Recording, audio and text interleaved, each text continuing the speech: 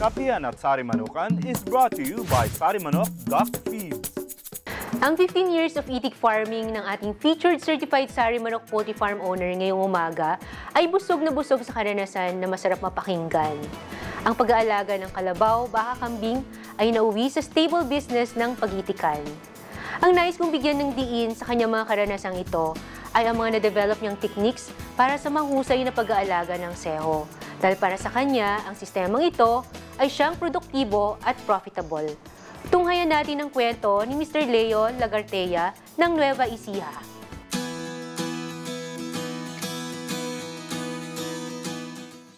Ako po si Leo Lagartea, taga-Barangay Tundod, San Jose City, Nueva Ecija. Ako po ay nag-alaga ng itik 15 years na. Nung una pa lang, may alaga kaming banghayop, baka, kalabaw, tapos nagbubukid din kami ng tatay ko. May mga dumayong mga pangpangan dito, nag-itik. Nasiyahan ako sa mga itik. Nag-alaga rin sila ng mga maliliit dito, mga seho. Sumama ako at para kukuha ng experience, para matutunan kung paano magpalaki. Nagpa-seminar ako sa kanila kung paano sila palaki ng maayos. Pag nag-alaga ka kasi ng seho, mas maganda kaysa bumili ka ng dumalaga. Pag bumili ka ng seho na pinalaki mo, mas malaki yung kita. Pag nagsimula ka maglabas ng seho, 2 days bago dumating yung seho, kailangan may prepare mo na yung kulungan, kanalan mo sa paikot para hindi pasukin ng tubig at hindi magbasa. At kailangan ding laging tuyo yung bedding nila. Tapos binabantayan yun kasi mag-uumpok-umpok sa lamig. Kasi yung mga matatabunan sa ilalim, kawawa naman po yung nasa ilalim. Ang kahalagaan ng babaran sa mga seho, kapag may 10 days na o 15 days, kailangan na nilang maligo yan o nakababad sa tubig na malinis na umaagos kasi para matanggal yung mga unang balahibo nila nung seho. At sa malalaki naman, importante rin ang pagligo nila sa malinis na tubig, makapavolume ng itlog. Kaya fresh egg ko nang binibenta yung itlog ng itik ko.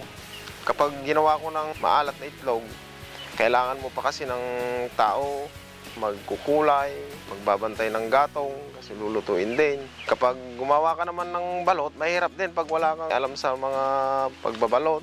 Kaya mas maganda na rin binibenta ko ng fresh egg. Sa mga inahin, kung gusto mong mapalago yung itlog o mapaganda yung pangingitlog nila, huwag mong papawalan ng pagkain tsaka malinis na tubig na paliguan at malinis na inumin.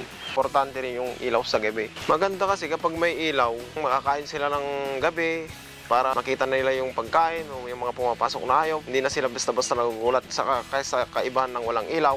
Sa tagal ko nang magigitik, ang may papayo ko lang kung gusto nyong maging katulad kong magigitik, ay dapat kailangan mo ring matutunan ang lahat, lalo sa pagpapakain, tamang pagbibreed, tamang pagpapalaki.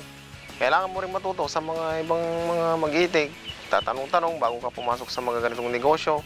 Mas maganda kung sa mga ganito, nasa gilid ka ng mga ilog para laging malinis yung paliguan nila. At mas maganda rin sa maluluwang na bukid at malalayo sa bayan para wala kang mapirwisyo.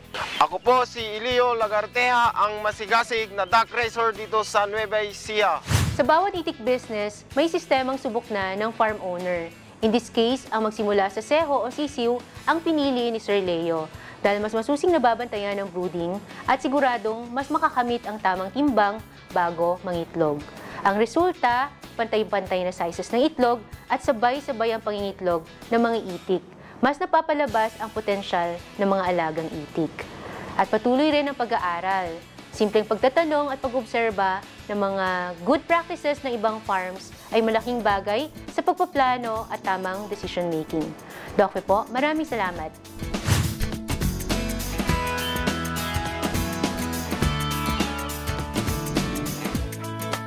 Kapihan at Sari Manukan was brought to you by Sari Manok Duck Feeds.